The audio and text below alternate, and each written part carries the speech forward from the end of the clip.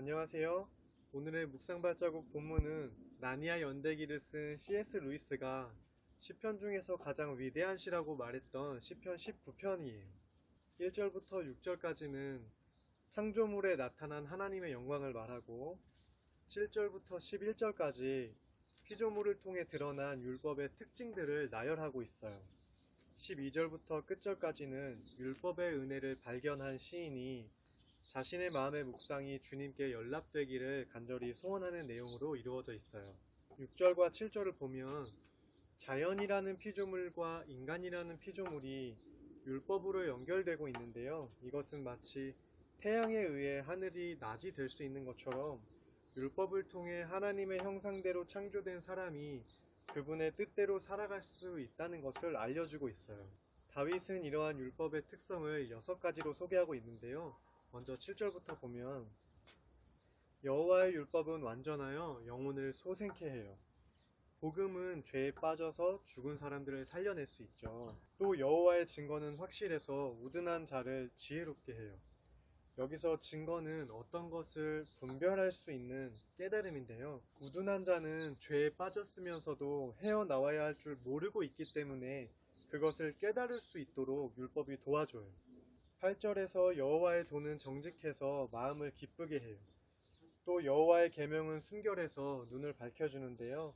그래서 사도 바울은 에베소서 1장에서 하나님이 마음의 눈을 밝혀주셔서 부르심에 속한 소망이 무엇인지 또 성도들에게 베푸시는 하나님의 영광스러운 상속이 얼마나 풍성한지를 알게 되기를 바란다고 말씀했어요. 9절에서는 여호와를 경외하는 도는 정결해서 영원까지 이른다고 해요. 풀은 마르고 꽃은 시들지만 우리 주님의 말씀은 영원히 서기 때문에 우리는 그것을 붙잡고 영원을 살아갈 수 있어요. 또 여호와의 법은 진실해서 다 의로운데요. 어떤 사람들은 성경에 하나님의 말씀이 들어있다고 생각해서 성경에 오류가 있다고도 보지만 성경에 하나님의 말씀이 있는 게 아니라 성경이 하나님의 말씀이기 때문에 시편 기자는 그 말들이 다 진실하고 의롭다고 증언하고 있어요.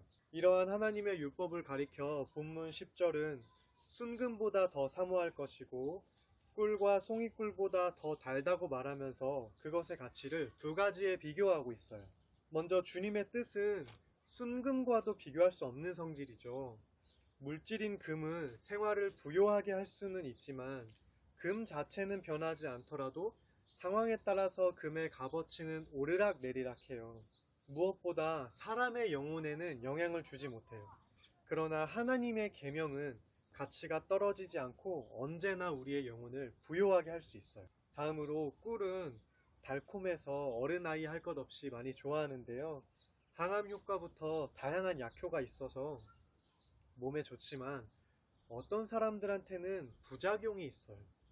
그러나 하나님의 말씀은 부작용 없이 사람의 인생을 치유해 주어요. 그럼에도 불구하고 많은 사람들은 이 하나님의 말씀을 구하지 않아요. 이런 모습은 치료제를 갈급해하지 않는 바이러스 환자와도 같은 모습이에요. 그러나 하나님께서는 말씀을 주시고 그 말씀을 이루시는 예수 그리스도를 보내셨고 오늘 우리에게 성령님을 보내주셨어요. 그래서 우리는 하나님의 말씀이 금보다 빛나고 꿀보다 달다는 것을 깨달아야 해요. 오늘 본문 11절은 이렇게 하나님의 말씀을 받아 지키는 자에게 상이 크다고 말씀하고 있어요. 주님께서는 그렇게 삶으로 말씀을 묵상하며 살아가는 자들을 받아주실 거예요. 근래에 들어 사람들은 그리스도인들이 왜 그렇게까지 예배를 드리는지 성경이 뭐길래 그렇게까지 매달리는지 의아해하지만 이러한 틈바구니 속에서도 우리가 신앙을 지켜나간다면 언젠가는 그 신앙이 우리를 지켜줄 것입니다. 이렇게 하나님의 말씀대로 살면서 그 풍성함을 넉넉히 받아 누리는 우리 모두가 되기를 바랍니다. 안녕.